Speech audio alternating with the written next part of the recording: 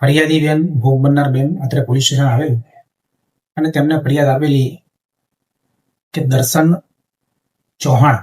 નામના વ્યક્તિએ તેમની સાથે ઇન્સ્ટાગ્રામ ઉપર સંપર્ક કરેલ, એકબીજા જોડે મિત્રતા કરેલ અને વાતચીત શરૂ કરેલ અને બાદમાં આશરે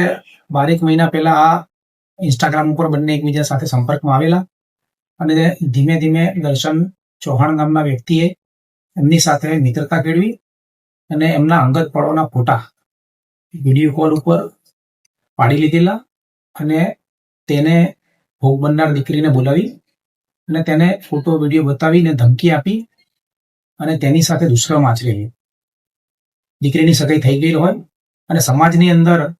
આ સગાઈ તોડી નાખીશ અને સમાજની અંદર બદનામી થશે તેવી બીકે દીકરીએ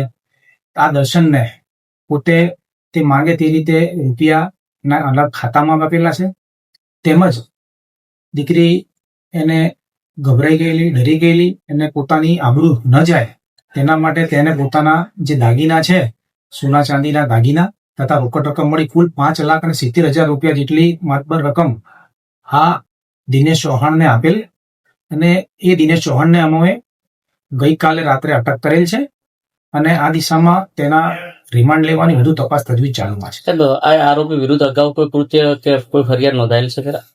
ના, આ આરોપી વિરુદ્ધ હજી કોઈ તપાસ દરમિયાન ફરિયાદ કોઈ નોંધાયેલાનું ધ્યાનમાં નથી આવેલ, પરંતુ આ દિશામાં